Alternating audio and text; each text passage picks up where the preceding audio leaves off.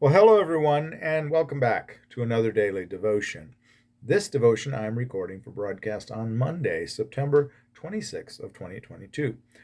Friday, we started the little book of 3rd John. It's just one chapter, and we started it. We talked about the first 8 verses on Friday, the positive example of Gaius. We talked about that on Friday. So today we shift gears.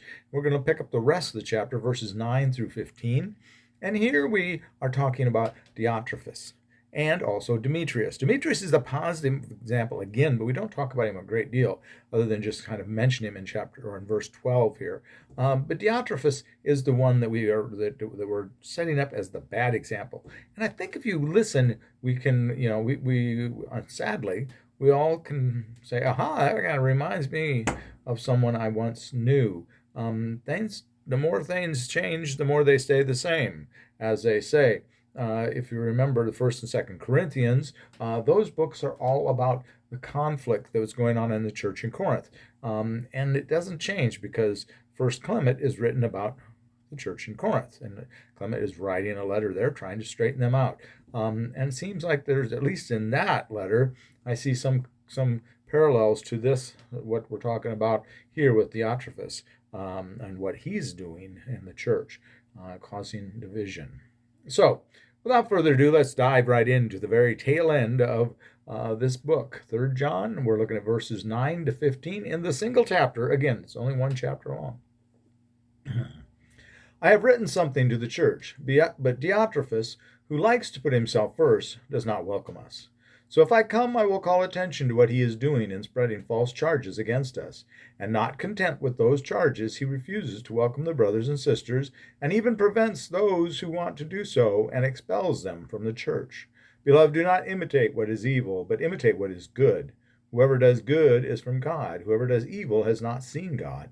Everyone has testified favorably about Demetrius, and so has the truth itself. We also testify for him, and you know that our testimony is true. I have much to write to you, but I would rather not write to you with pen and ink. Instead, I hope to see you soon, and we will talk together face to face. Peace to you. The friends send you their greetings.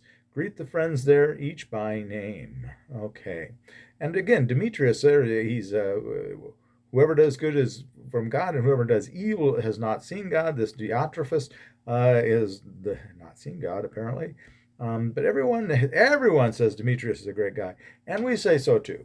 So Demetrius is again held out as a second positive example behind, along with Gaius, who we talked about Friday.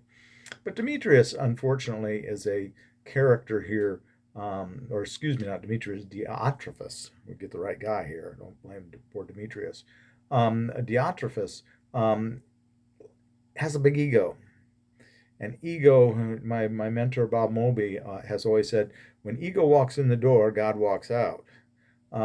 Ego can ruin a great deal of good ministry, a great deal of good work can go down the drain because someone's ego gets inflated, and because of such, they cause problems. And sometimes they want to save face, sometimes they want to get back because they feel they lost face because someone corrected them, and their ego is so large that they can't deal with correction.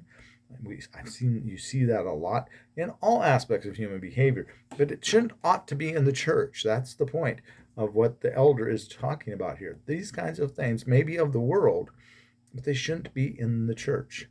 And we need to remember that when we're dealing with one another, that we deal with one another in a godly fashion. Do not imitate what is evil, but imitate what is good. Imitate what is godly. We all fall short of the glory of God. We all fall short. I am self included. None of us always is doing the right, reacting the right way. And I've never shied from saying that I do have an issue with ego, and I have long had an issue with ego, and I also have an issue with a bad temper. And I know those two things. I confess those two sins readily and often, and I do need work on them, and I still need work on them. But I don't excuse any misbehaviors I have. I apologize for any misbehaviors I may have inflicted on someone because of my ego and temper.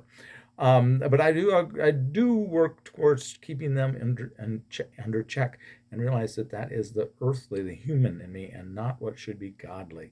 And we need to do that because, again, much of ministry can be destroyed by simple human ego and by simple pride. Uh, Wars are started largely, I believe, because of pride. And whether it's national pride or individual pride, often it's the pride of the leaders get the folks in trouble, but I digress.